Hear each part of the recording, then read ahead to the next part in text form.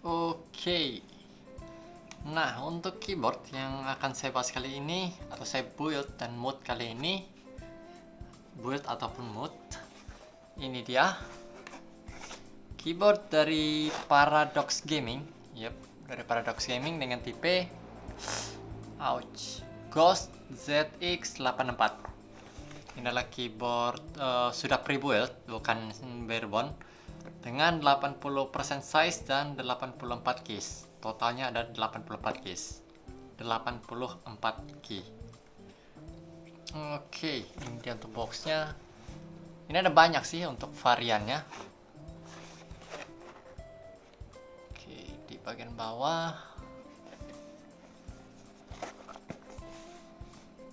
Nah, untuk modelnya PG ZX84, jumlah total keys 84. Backlight ada RGB LED. Body material ABS plastik. Oke. Keycaps material PBT. Oke, sudah PBT. Switch tipe switchnya Gateron. Tapi di sini di sini ada banyak jenis. Untuk koneksi sudah ada Type C atau wired kabel, lalu Bluetooth 5,1 dan 2,4 GHz wireless. Cukup lengkap. Lalu sistem support Windows, Mac, iOS, Android. Lumayan. Untuk dimensinya 315 x 125 x 39. Untuk keyboard yang dikirimkan kali ini saya dapatnya yang versi atau yang warna hitam. Lalu untuk switchnya ini Gateron Yellow. Ini ada beberapa jenis sih. Ada putih, hitam dengan switch yang cukup banyak. Red, blue, brown, black, yellow. Tapi yang saya dapat kali ini yang versi Gateron Yellow-nya. Lalu untuk keycaps color. Nanti kemungkinannya untuk bodinya ini ada dua warna. Lalu untuk keycapsnya juga mungkin bisa kalian pilih sih. Kalian bisa cek saja di marketplace. Lalu model dan lain-lainnya. Oke, itu semua sudah. Ini dia untuk spesifikasinya.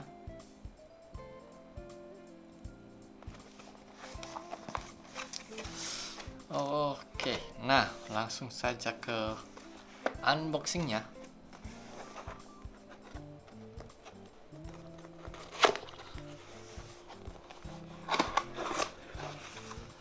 Oke.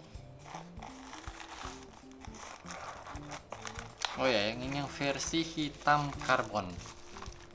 Cukup keren sih untuk warnanya. Oke, keyboardnya dikesampingkan. Aksesoris. Di sini ada 4 buah switch cadangan. Tapi yang ini Gateron Red untuk switchnya. Atau mungkin salah dikirim. Oke lah. Lalu adjustable fitnya bukan adjustable fit tapi fit keyboardnya itu tipe magnet, menggunakan magnet.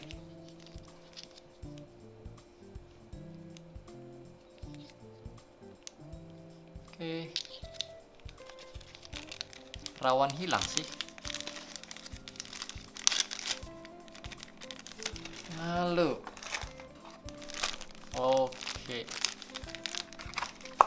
dalam dos sudah. Ouch. Nah,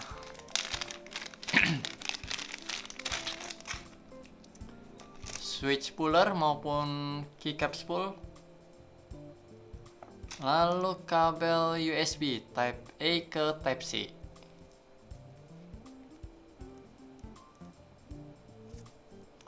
Tapi untuk kabelnya ini masih biasa, belum di braided.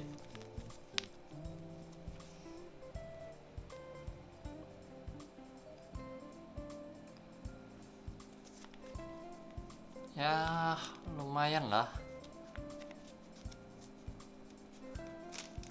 Itu untuk aksesorisnya.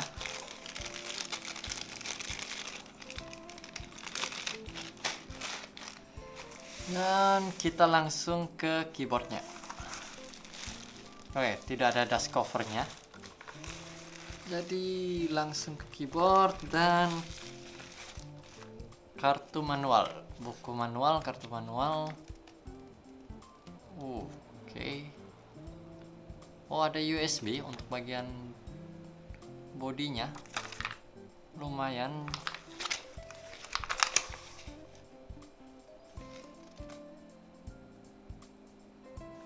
Nah, ini dia untuk keyboardnya. Warnanya sih lumayan. Yang versi hitam, ini hitam. Oh ya, ini yang versi hitam karbon. Temanya hitam karbon. Lumayan keren. Temanya mirip seperti gaya retro. Tema-tema retro, warna-warna retro. Kombinasinya juga. Keycapsnya juga lumayan. Ada teksturnya. Oke, sebelum ke switch, kita lihat dulu bodinya. Untuk bezel keyboardnya lumayan tipis. Bezel keyboardnya tipis. Nah, ini untuk bagian belakangnya. Oh, ini dia untuk dongle-nya. WiFi dongle-nya itu terdapat pada keyboard atau bisa kalian simpan bersama dengan keyboard. Jadi, magnet juga. Jadi harusnya lebih aman. Tidak mungkin atau lebih susah hilang karena menyatu dengan keyboard untuk sementara. Dan magnetnya juga cukup kuat.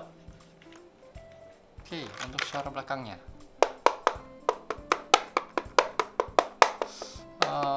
Cukup padat. Hanya sedikit berasa hollow saja. Oke. Ini untuk bagian belakangnya.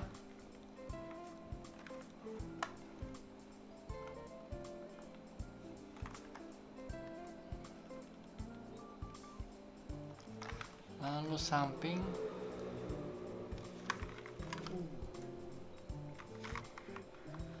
Oh ya, ke bawah saja dulu mungkin. Dan bagian atasnya. Nah, bagian atasnya ini untuk ada port USB Type-C. Lalu ada 2 buah USB Type-A. Nah. Oke, lumayan. Nah, untuk switch-nya.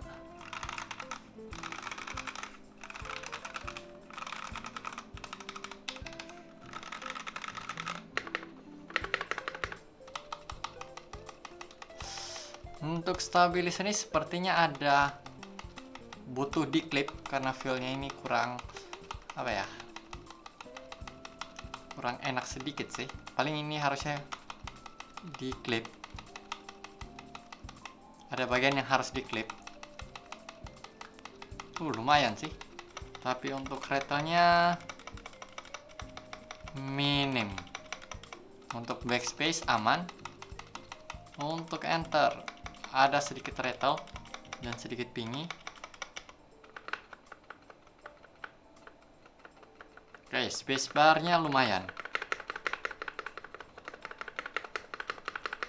Minim rattle juga.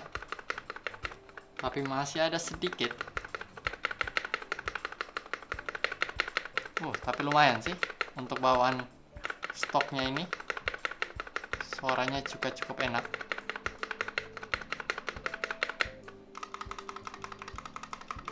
Oke, shift-nya ini lumayan bagus sih. Untuk shift. Oke, good job. Ouch. Oke. Mungkin saya tambahkan dulu sound profile untuk kondisi stok.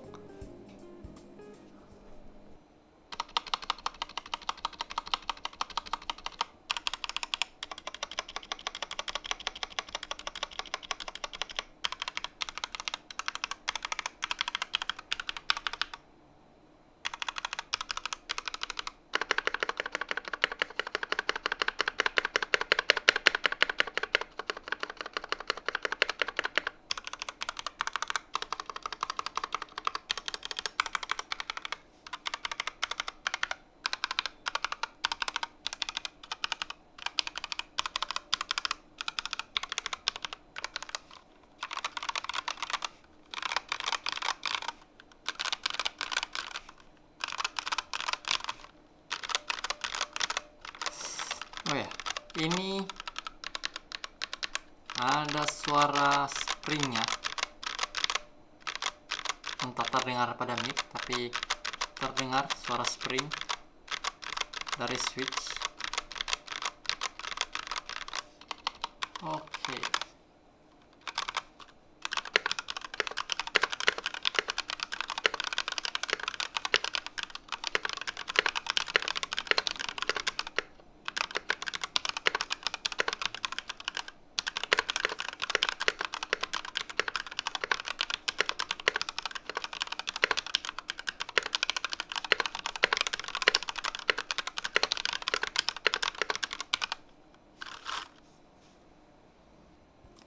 Nah, itu dia untuk sound profile bawaannya, kondisi stok, tanpa saya apa-apakan. Jika kalian yang ingin langsung menggunakannya, sebetulnya sih sudah cukup enak. Hanya saja mungkin switchnya yang ya butuh kalian loop. Karena untuk beberapa switchnya ini ada suara springnya. Yap. Oke. Oh ya, tadi tidak disebutkan apakah ini hot swap. Tapi langsung saja kita cek.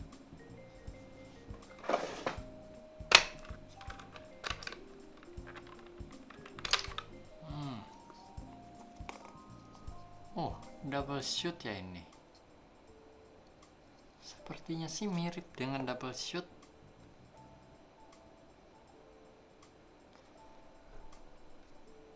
Untuk pastinya sih saya tidak yakin. Tapi sepertinya ini double shoot PBT. Sepertinya. Komen jika salah. Atau bagi kalian yang tahu silahkan komen. Karena biasanya Daisop itu untuk pinggirannya ini warnanya bakal seperti menyatu, tapi ini seperti di printingnya terdapat dua warna untuk bahannya. Oke.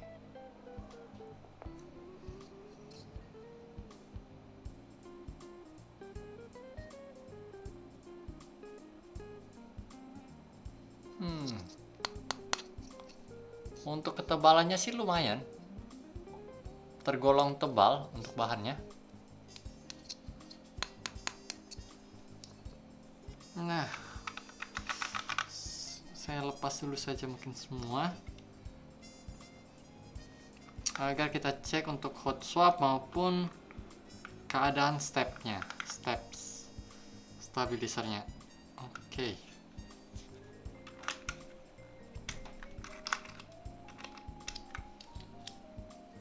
Oh ya, ini dia untuk yang warna orange. Tulisannya berwarna orange. Keycaps untuk tab. Bagian dalamnya ini juga orange.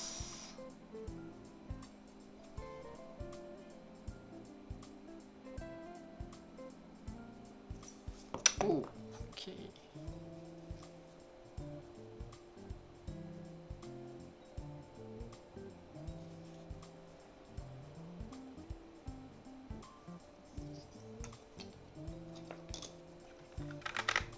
Nah, lanjutkan lagi. Nah, ini dia untuk kondisi switch maupun steps switch plate dan lain-lainnya bagian dalam. Belum saya buka ya. Untuk plate-nya ini sepertinya menggunakan steel plate, bukan aluminium.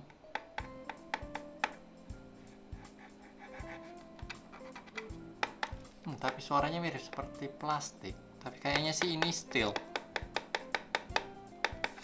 Oke.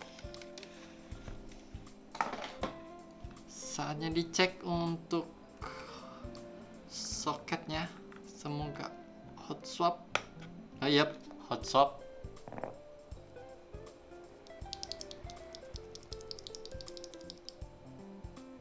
Ini sebenarnya Gateron Yellow biasa, bukan yang versi Pro atau yang lain-lainnya.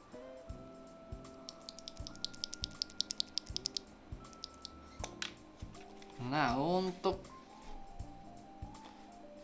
mungkin saya buka dulu. Untuk soketnya, ini menggunakan hot swap 5 pin, support 5 pin untuk switchnya.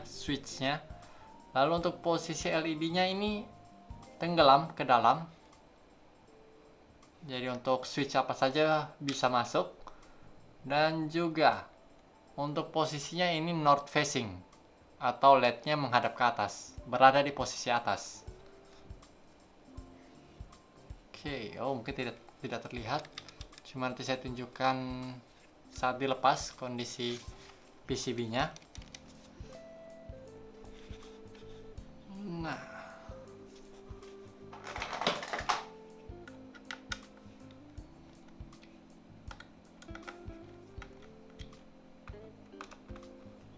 oke.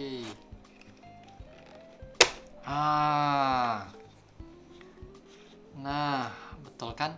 Sepertinya ini bisa diganti dengan yang aluminium karena frame-nya ini hanya diklip, jadi tanpa membuka baut tetap dapat dilepas. Nah, frame-nya ini hanya menggunakan klip, sistem klip, jadi ditarik saja ke atas. Nah, langsung terlepas. Nah, langsung saja saya cek untuk bagian dalamnya. Semoga sudah ada dampener. Oh ya, untuk bawahnya ini saya hampir lupa. Terdapat switch untuk Bluetooth maupun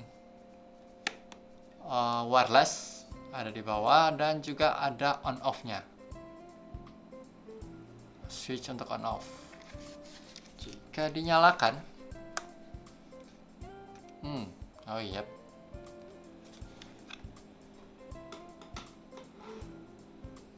Nah, lumayan terang untuk LED-nya. Ini dalam posisinya hanya yang ini yang tanpa switch. Sedangkan yang lainnya ini masih ada Gateron yellow switchnya. Cuma nanti mungkin belakangan saja baru saya tunjukkan hasil akhirnya. Nah, ini hanya gambaran saja. Untuk LED-nya sih terang, cukup terang.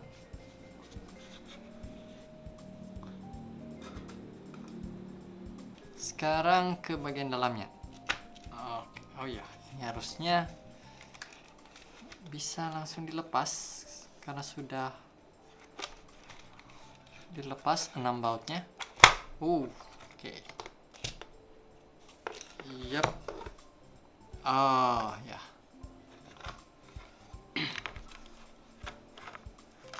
Yap, tidak ada dampener, jadi mungkin nanti akan saya tambahkan dampener. Tapi untuk suara tadi memang masih sedikit hollow, tapi rasanya sudah sedikit padat, tidak terlalu hollow. Lalu di bagian dalam itu ada kabel ke PCB, lalu ke port tambahan USB-nya. Ini keduanya bisa dilepas kabelnya.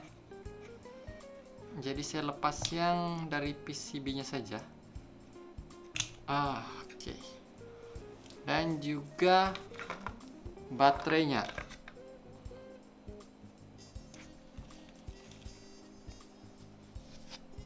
Nah, untuk baterainya ini ukurannya, ini harusnya bisa lepas. Oke. Nah, untuk baterainya ini 3,7 volt, 3750 mAh, dan lain-lainnya, bla bla bla. Oke. Baterainya cukup besar. Nah, ini tuh bagian dalamnya.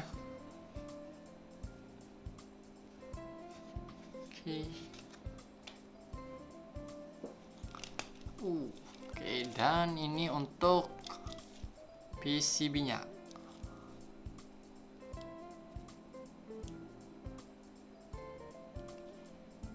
Untuk soketnya ini menggunakan hot swap kali hot swap. Oh ya, untuk stabilizer ini tidak bisa menggunakan yang PCB mount. Jadi kalian hanya bisa menggunakan plate mount karena tidak ada lubang tambahan untuk bagian stabilizernya.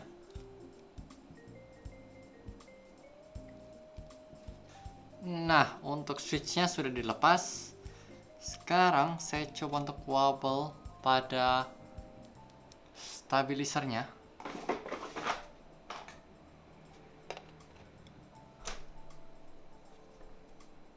Oke. Enak sih, ini cukup rapat.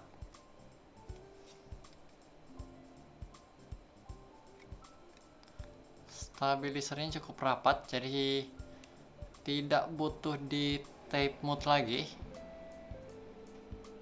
Yap. Oke, untuk stabilizernya sih mantap. Lubangnya pas, tidak goyang atau tidak wobble. Lalu ini dia soket 5 pin north facing.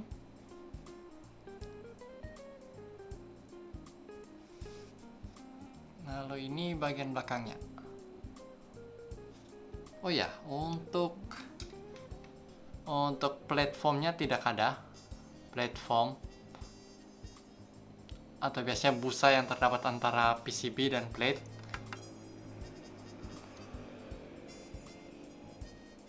Untuk keyboard ini tidak ada, jadi bagian tengahnya ini kosong. Mungkin jika kalian bisa dapat menggunakan yang tipe yang bukan tipe tapi layout yang mirip, kan biasanya sudah ada dijual di aftermarket untuk platformnya, jadi bisa kalian tambahkan sendiri. Layoutnya ini juga sudah cukup umum sih. Oke.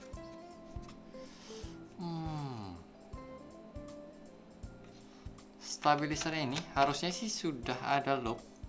Harusnya sudah diberikan loop.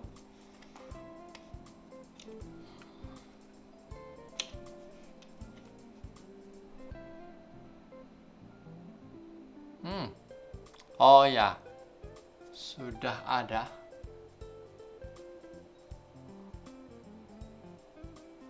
Makanya suara rattle-nya itu dapat diminimalisir. Oke.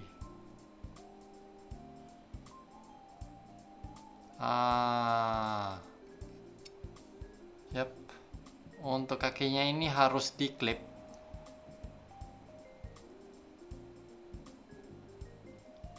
Karena jika tidak akan berasa mushy.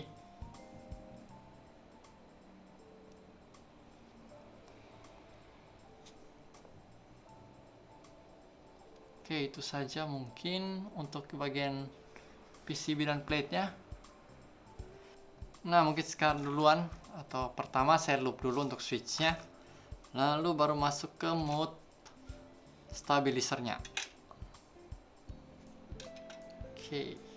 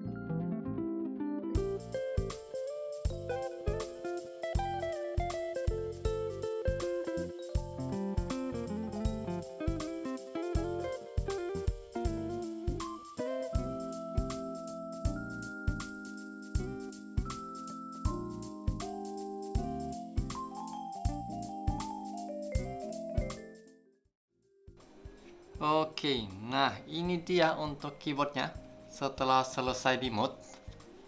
Untuk tampilan luarnya sama, tidak ada perbedaan. Hanya semuanya menggunakan bahan stok atau bahan bawaan, tapi hanya di mode sehingga hasilnya maksimal. Nah, untuk mode yang saya lakukan, pertama mungkin saya bahas yang paling mudah, yaitu dampener. Karena sebelumnya kan sudah saya perlihatkan suara hollow pada keyboard ini, tapi yang ini suaranya jauh lebih padat.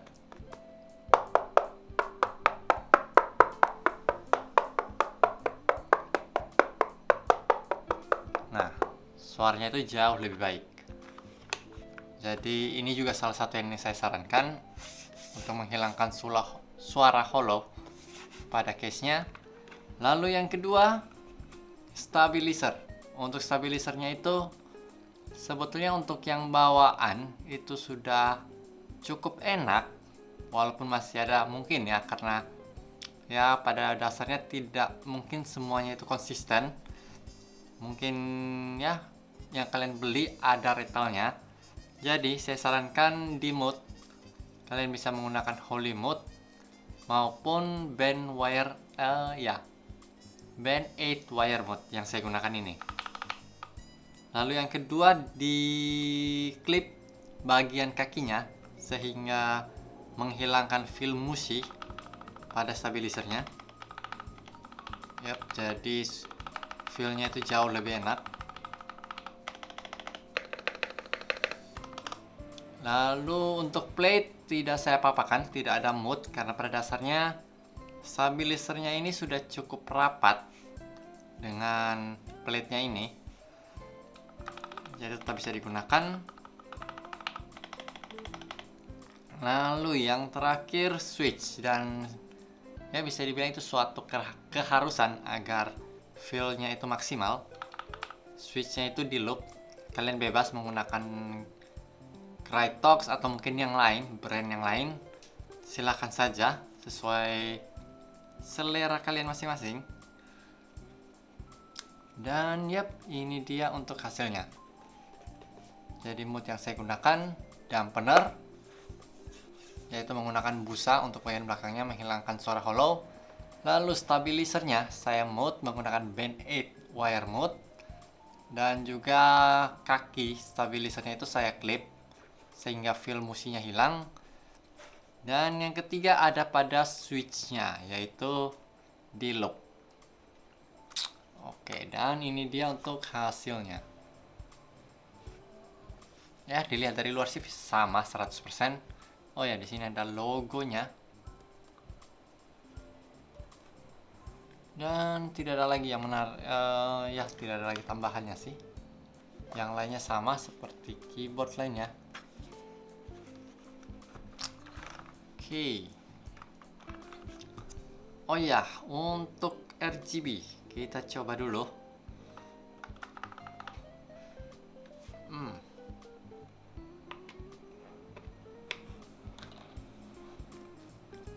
Oke, ini posisi lagi terang.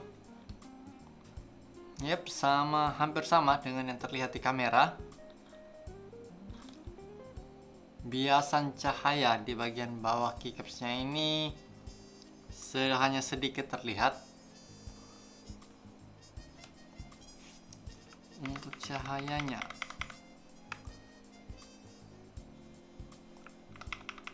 oke, ini sepertinya sudah yang paling terang. Ya, betul.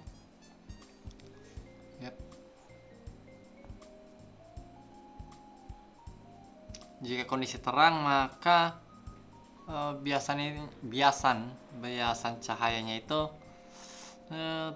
akan terlihat sedikit samar. Lagi pula juga keycapsnya ini memang bukan yang tipe shine through. Coba saat kondisi gelap. Nah, ini untuk kondisi gelapnya. Oke, ini agak lumayan sih untuk kondisi gelap. Tidak terlalu terang, tapi juga tidak terlalu gelap. Untuk standar cukup menurut saya.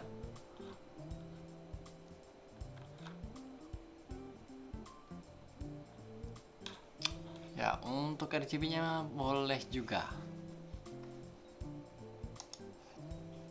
Tapi jika kalian yang memang menyukai RGB dan lain-lain, untuk LED, RGB dan lain sebagainya, maka sebaiknya dipikirkan karena ya keyboard ini tidak terlalu menonjolkan sisi RGB-nya, LED RGB-nya.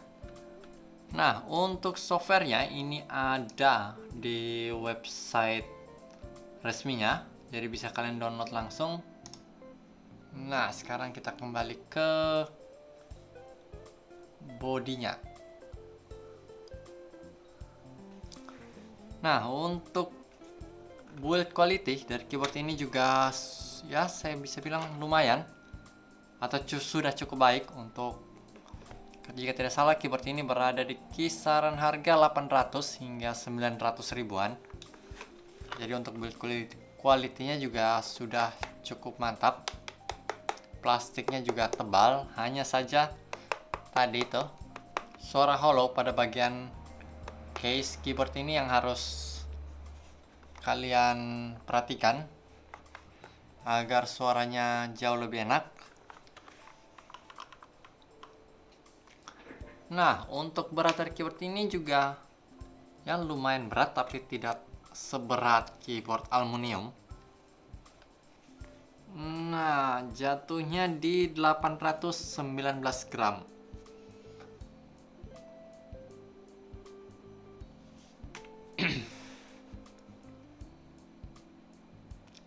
Yap.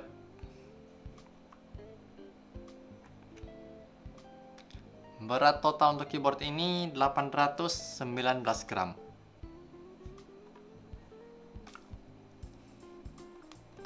Oke.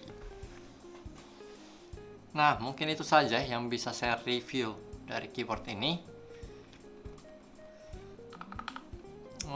Oke, nah sekarang mungkin kita langsung ke sound testnya saja atau sound profile-nya.